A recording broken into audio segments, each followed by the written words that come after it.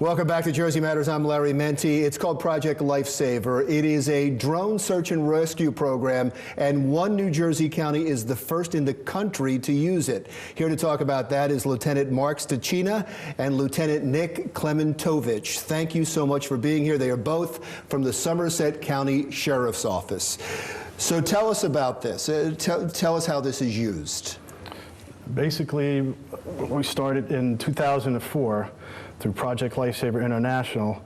We have bracelets that are placed on people that have a tendency to wander, people that have Alzheimer's, people that have autism spectrum disorder. So let me stop there for 1 second. So if you have someone in your family that has Down syndrome or has a tendency to wander, or you're worried about, do they call you to ask for that bracelet? Absolutely. They would call our sheriff's office. We'll have a number we'll supply at the end where we could provide a service. Not only will we set them up with Project Lifesaver, we give the best advice we can on how caregivers should take care of them. Okay, now somebody has that bracelet, they wander off, that's where this comes in. Yeah, that's when the team will get deployed to that point last seen. We'll have a lot of electronic search specialists trained with this equipment, and they'll basically put that frequency into this PLI 5000, and it sends out a chirp like that. That'll let us know that we're very close to locating our client with the bracelet on.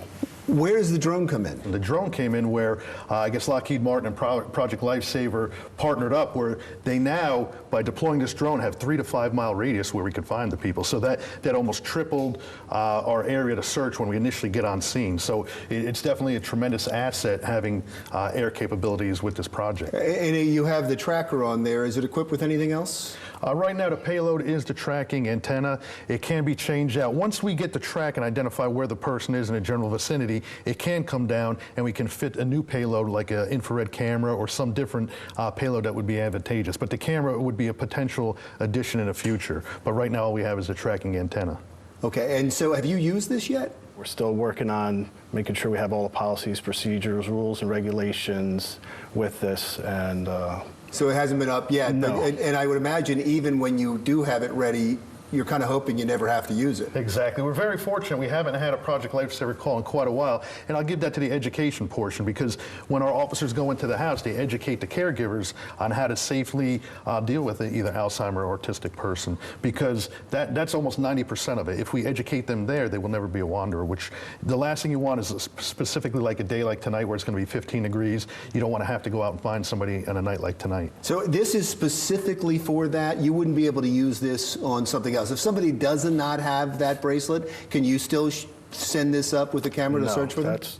That's the only reason why we have this for Project Lifesaver, and that's... Are you limited in using it just for that? Yes, sir. Okay, that's part of the deal with the organization? Right now, with that antenna, if we took that antenna off, then we could use that platform for whatever else you needed it for. Are there people with the department that are specifically trained? Yes, we have 6 people that are trained as pilots, because you have to get certified through the FAA as well.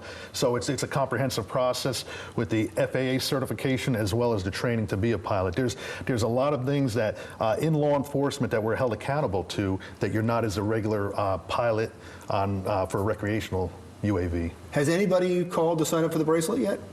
Currently we have 40 people on the program. We started in 2004, and we've developed it and we built it up to where it is now. In 2007, New Jersey became the first state in the country to have every single county sheriff's office has Project Lifesaver. I believe there's maybe 1 or 2 other counties that are looking into this platform that we have right now with the UAV. But right now, we're the first in the country, pretty much the first in the world.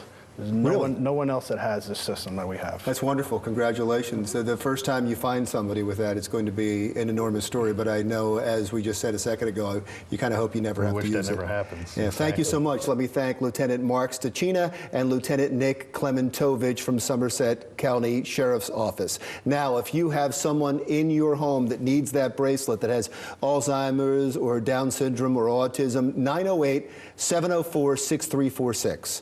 That's 908-704-6346 for more information. That's Jersey Matters for this week.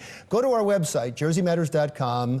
to replay segments for this show or previous shows, and leave your comments about what you've seen today on our Facebook page, or you can reach me on Twitter at Larry Menti or at Jersey Matters. We may read your thoughts on a future show. Again, I'm Larry Menti. See you next week.